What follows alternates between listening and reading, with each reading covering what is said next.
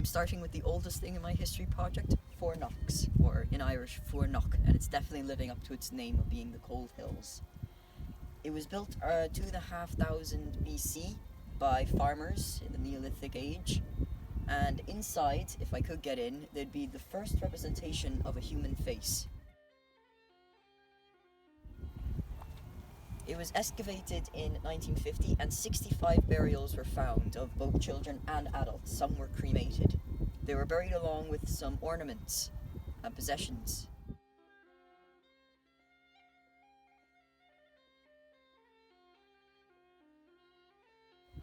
From 2500 BC, I'm going to travel 2 kilometers that way to the 12th century where we're going to see the Black Castle.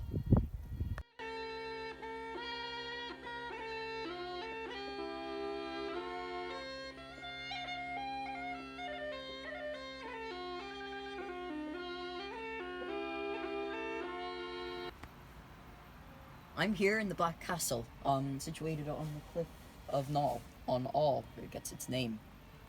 And across from here would be the White Castle, which would be across the Dublin River. Well, it's not here anymore, so even if the trees were blocking our view, you still wouldn't be able to see it. This castle was built in the early 12th century and was passed through marriage to Stephen de Cruz of the Cruzes family, which was said to be Tom Cruise's ancestors. It's said to have been a very strong castle, protected by its north side by the cliff, and the other side by its very thick walls.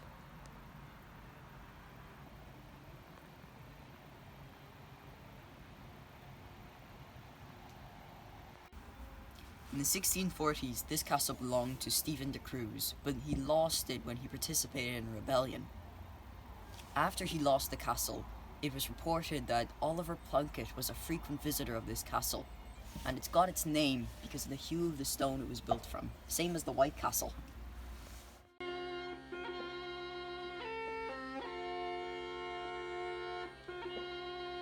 Standing in the center of our graveyard are the ruins of an old church.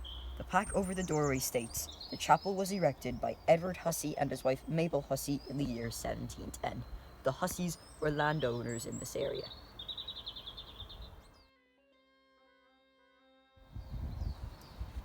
Here is a limestone slab that leads to the Hussey vault below. And in this vault is the buried of all the Hussey family. Anthony Hussey was the last Hussey to be buried here, marking the end of the 300-year occupation that the Husseys had in Knoll. The Hussey family weren't the most famous people buried here. It was Seamus Ennis, a uilleann pipe player who died in 1982. I'll talk a bit more about him when we get to the Seamus Ennis Arts Centre.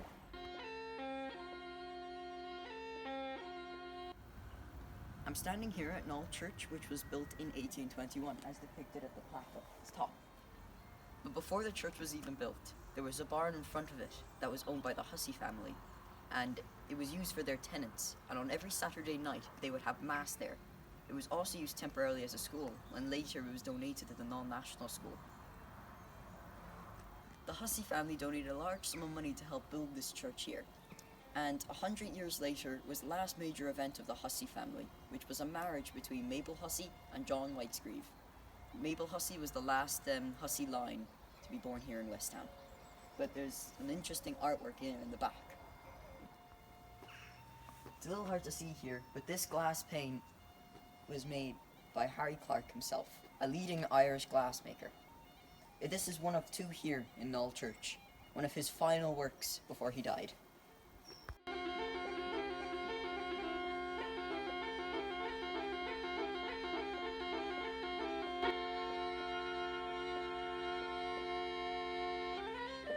I'm sitting here in the center of the village where the big tree used to stand.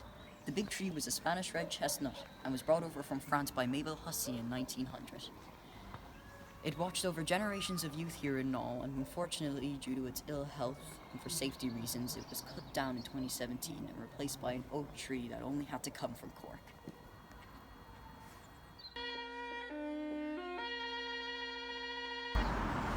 Right behind the tree is the cottage. The cottage served Knoll for over 100 years and is now named Seamus Ennis Arts Centre, named after this famous uilleann pipe player. Later, Seamus Ennis came to Knoll to live out the rest of his days in his family home. And after he died, Michael D. Higgins, his close friend, opened the Piper's Garden in memory of him in the Seamus Ennis Arts Centre cottage. And Seamus Ennis will always be one of the best Helium pipers of all time.